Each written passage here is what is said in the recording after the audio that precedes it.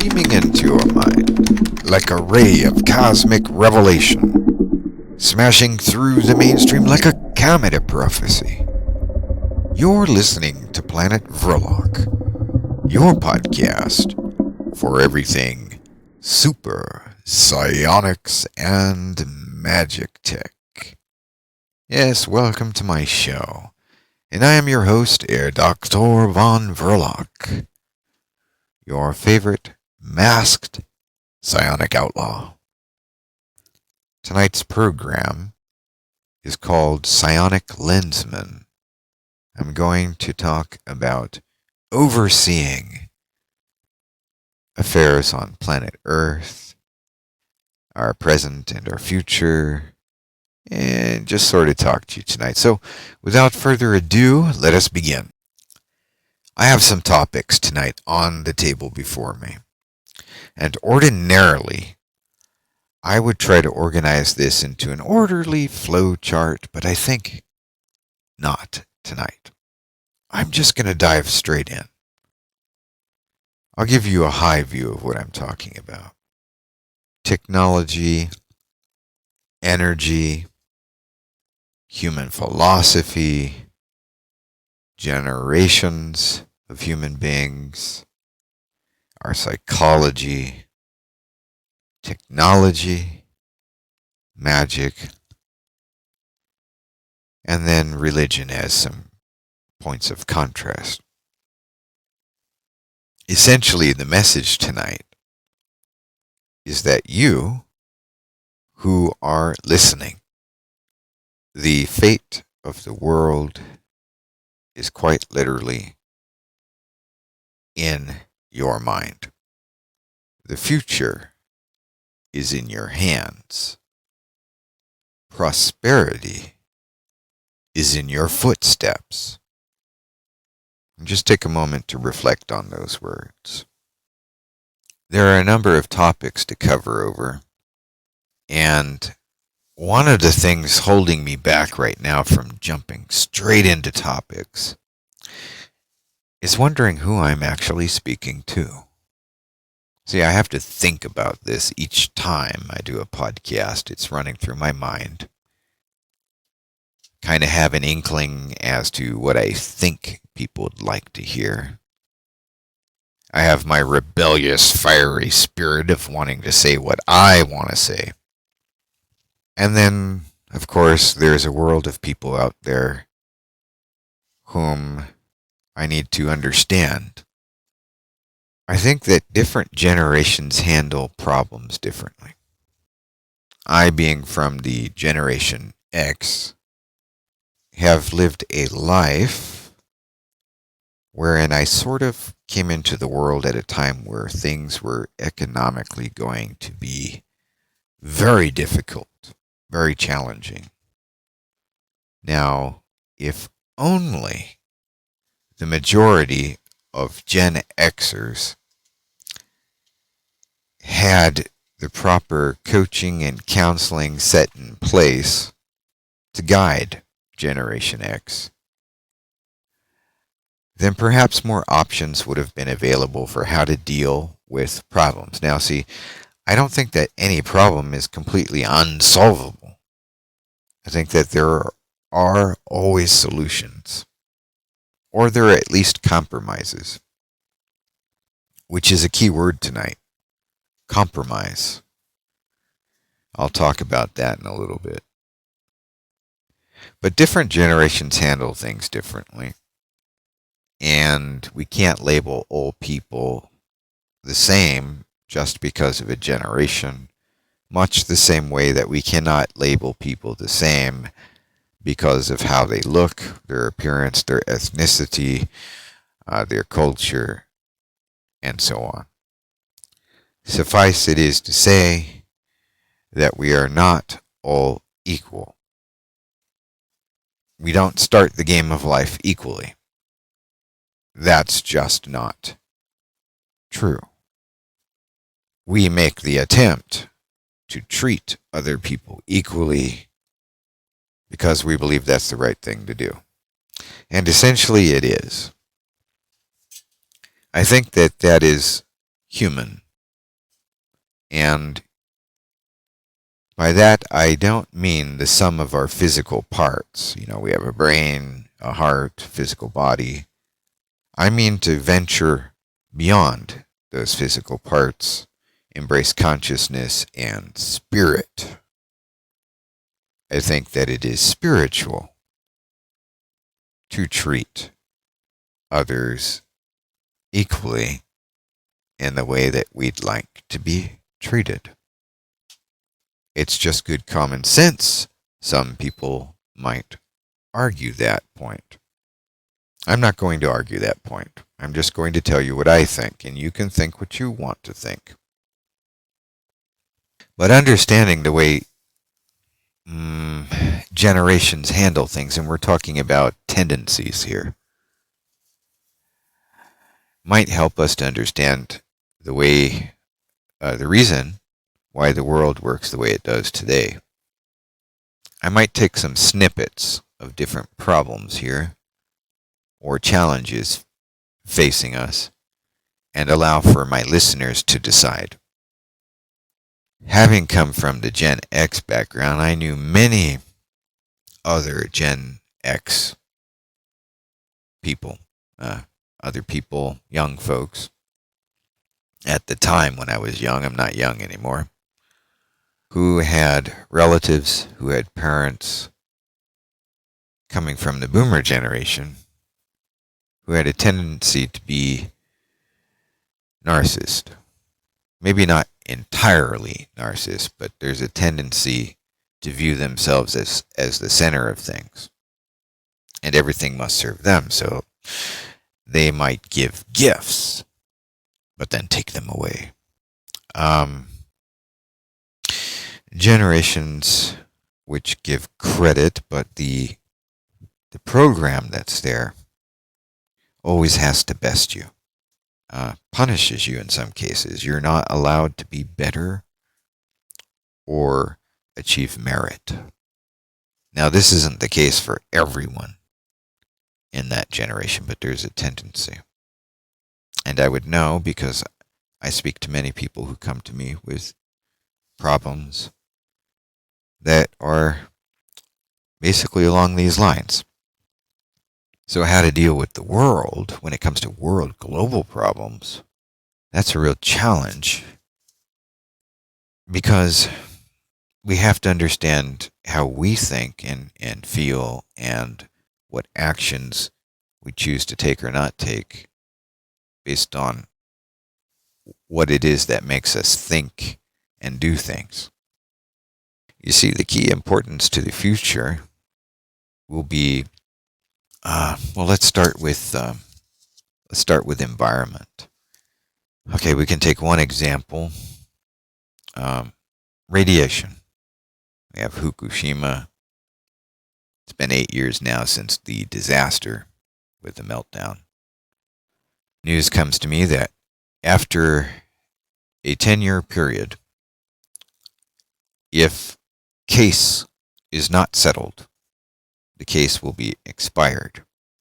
That's after the 311 radiation, the meltdown in Fukushima. And it appears that there's a case against Tokyo Electric Power Company that was founded by Douglas MacArthur. And that company is also known as TEPCO. What are symptoms of radiation? Well, they're finding, some doctors are finding, no interest in order, possibly increased appetites to get fat. Now, I'm not making medical claims. I'm simply repeating what information has just come to me through my various sources. Vessels in the brain attacked by radiation. Loss of sense of time, explosion of desires, harmonious thoughts with other people vanish. Sounds like great mental inhibiting. But in the future, I think that our future for a better world, or even just to survive the traumas that humanity and our planet has been through, will require a great degree of cooperation. Dare I say assimilation? Well, that seems to be in the plan. You know, the magnetosphere is weakening. The ESA, European Space Agency, states nearly 9% of the Earth's magnetosphere has decreased, or it has decreased by nearly 9% over the past 200 years. Will radiation make it necessary for humans to live in enclosed cities? It's a good question. We're going to revisit that in a moment, too. Let's take a look at, I know I had a note on Russia here somewhere. I'll get that for you. There's various sources claiming radiation hotspots. Above normal radiation levels appearing in the middle of nowhere. So it's believed that the sun's power, solar flares, are striking or causing damage while the Earth's magnetic field weakens. Here's an interesting thing I found. Presented to me through my hinge staff. Russia appears to be ignoring the United Nations nuclear watchdog after being accused of mysterious radiation leak into Scandinavia. But they're not the only ones. They're not the only case. Which brings us back to that point. Could it be this radiation is also, if not more so, coming straight at us from the sun itself? Well, sure, it's always coming at us from the sun and other heavenly bodies from outer space itself. Question is, how well is Earth's protective field holding? Well, what does the magnetosphere do? Well, it keeps out plasma, gamma rays, all that sort of thing. So, yeah, that's a tough one. If you can nail it down to, some folks are going to go with the green movement. Others are going to say that it's man's carbon footprint, and each and every one of us is responsible. Nobody's perfect, but one must have a will to resolve problems. There are a lot of people I have observed, too many people I've observed, who just are too quick to start a fight. I'm hoping that new generations of folks will succeed where in the past we have failed. But my message is this: if you are part of that new generation, reflect and retrospect carefully. Learn from the past. I can give many examples of that, but I'm not going to tonight. We simply would not have time to get there. Let's talk about some solutions that also present us with new problems. Smart cities. Well, smart cities may eventually become also eco-cities if they are not already. And whom or what do you think will be managing smart and eco-cities? Well, obviously we're heading in the direction of artificial intelligence, quantum computing, and AI may become that sole controlling source, that singular controlling source in charge of monitoring and managing those cities that are known as smart cities and eco-cities. And this may increase and become more dynamic over time, very quickly.